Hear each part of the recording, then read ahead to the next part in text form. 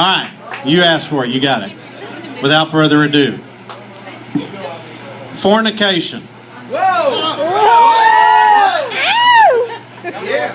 For an occasion such as this, it's best to keep the speech direct and to the point. Okay, so here we go. As you may have guessed, I'm not great at writing speeches, so I turned to the internet to get the juices flowing and found some pretty good stuff. And then after a couple of hours, I remembered I was supposed to be writing a speech, so I put my clothes back on and I got back to it.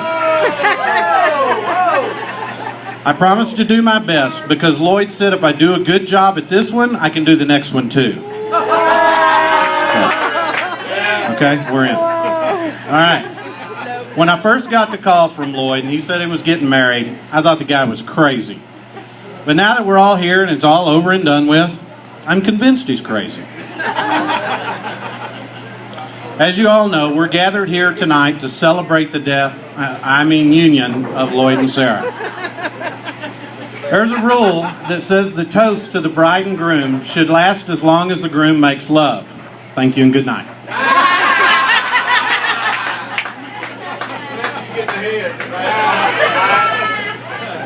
If there's anybody here this evening who's feeling nervous, apprehensive, a little queasy at the thought of what lies ahead, it's probably because you just married Lloyd Holmes.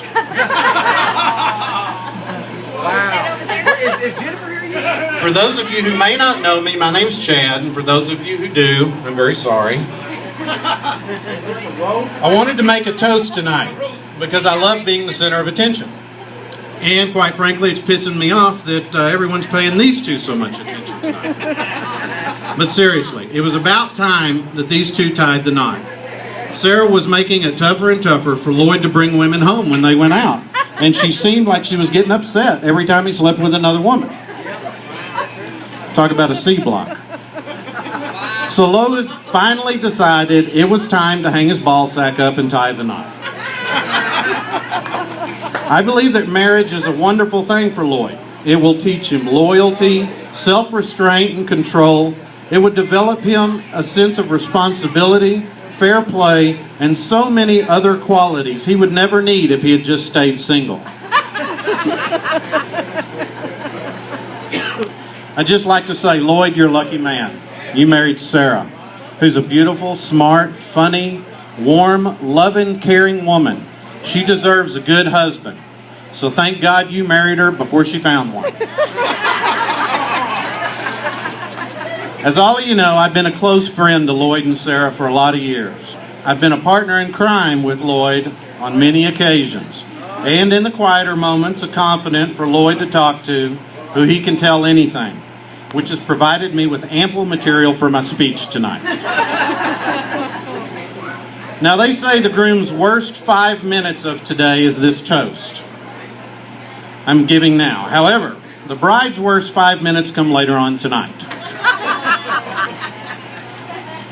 From the first time I saw Lloyd, or for the first time Sarah saw Lloyd, she knew he was special. Not short bus special, but special in a real kind of way. Sarah, I saw the wedding pictures and you looked absolutely amazing. I think we can all agree with that, as you do tonight. Lloyd, on the other hand, looks like he was won in a raffle.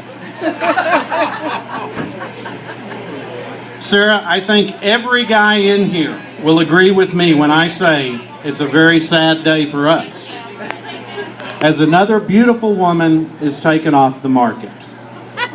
And Lloyd, I'm sure every girl in this room will agree with me when I say it's just another day. What are you going to do? One interesting fact about Sarah is that she's a vegetarian. Many of you may not have known that. But oddly enough, Lloyd keeps telling me she does eat meat. That's true. Lloyd, on the other hand, eats only meat, and Lloyd can put it away too. If eating were an Olympic event, he would be a triple gold medalist. Being serious for a moment, Lloyd and Sarah have something very special. Both are great people, and I'm very lucky and honored to know them and to call them my friends. Lloyd is the best friend a guy could ever have. He's kind, generous, intelligent, and... Sorry, Lloyd, I can't read your writing. Gentle. Now, at this point, I'm supposed to offer the bride and groom some advice on how to handle married life and each other. I'm pretty sure by now they know each other inside and out and don't need any pointers from me, but I'm going to give them anyway. So, Lloyd, how to impress your new wife? Well, you should compliment her, you should cuddle her, you should kiss and caress her. You should love her, stroke her, tease her, and comfort her. You should protect her, hug her, and hold her. You should spend money on her. You should wine and dine her. Listen to her, care for her, and stand by her. And above all, you should go to the ends of the earth for her. And Sarah, how should you impress your new husband? Show up naked for bed. Check.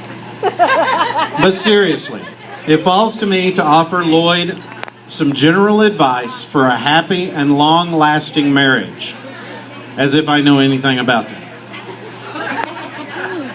I've managed to condense this advice, which is based on my own experience and input from some of the people here today, into 14 short rules. So Lloyd, if you remember to abide by these rules, there should be no more middle of the night, late night phone calls to sort things out. Okay, so here we go. Number 1, Lloyd, Sarah always makes the rules. Okay, number 2, these rules are subject to change at any time without prior notification. Lloyd can never possibly know all the rules. Number 4, if Sarah suspects that Lloyd knows all the rules, she must immediately change some or all of the rules. Number 5, Sarah is never wrong. Number 6, if Sarah is wrong, it's because of a misunderstanding, which is the direct result of something that Lloyd said or did wrong. Rule number 7, if rule number 6 applies, Lloyd must immediately apologize for causing the misunderstanding. Number 8, Sarah can change her mind at any given point in time. Number 9, Lloyd must never change his mind without express written consent from Sarah. Number 10, Sarah has every right to be angry or upset at any time. Number 11, Lloyd must remain calm and nice at all times, unless Sarah wants him to be naughty and nasty.